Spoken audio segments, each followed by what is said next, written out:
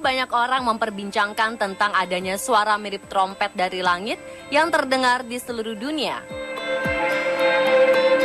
Suara menyeramkan tersebut dilaporkan terdengar oleh orang-orang di Amerika, Kanada, Jerman, Hungaria, Ceko, Denmark, Swedia, Inggris, Kosta Rika, Ukraina, dan Prancis. Banyak orang menghubungkan suara itu dengan suara sangkakala yang dikisahkan di kitab suci.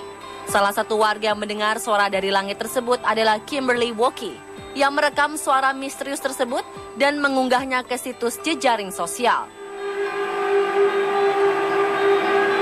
Kimberly mengaku pernah mendengar suara serupa tahun 2013 silam. Sebenarnya, suara misterius ini telah terjadi sejak tahun 2011, kemudian berlanjut hingga tahun ini dan menyebar di beberapa kota.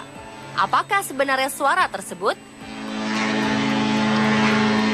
Sejumlah teori diungkapkan oleh para ahli mengenai asal-usul suara misterius tersebut bisa terdengar oleh manusia.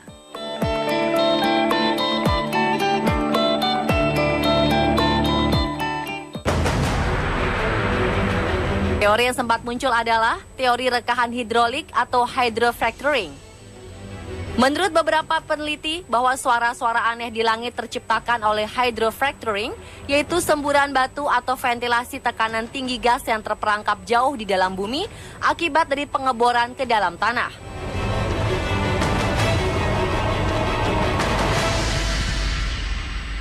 Namun belakangan, banyak pihak meragukan teori tersebut.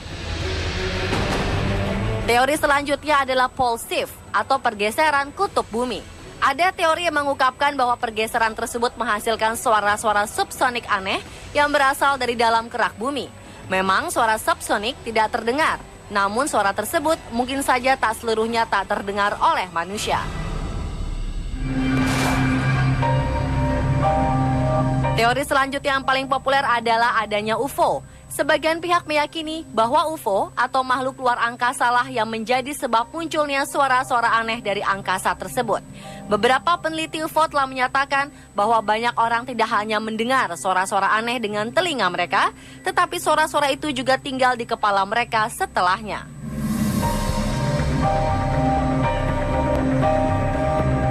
Teori berikutnya mengungkapkan bahwa suara misterius ini disebabkan oleh adanya badai matahari atau solar storm.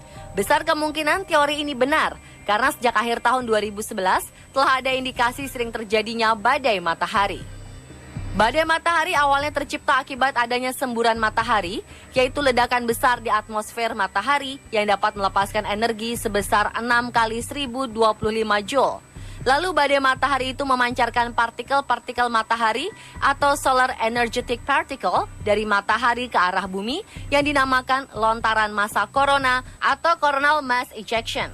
Kemudian lontaran massa corona inilah yang ditahan oleh atmosfer terluar bumi dan juga ditahan oleh medan magnet bumi, lalu membiaskannya ke arah utara dan selatan kutub bumi.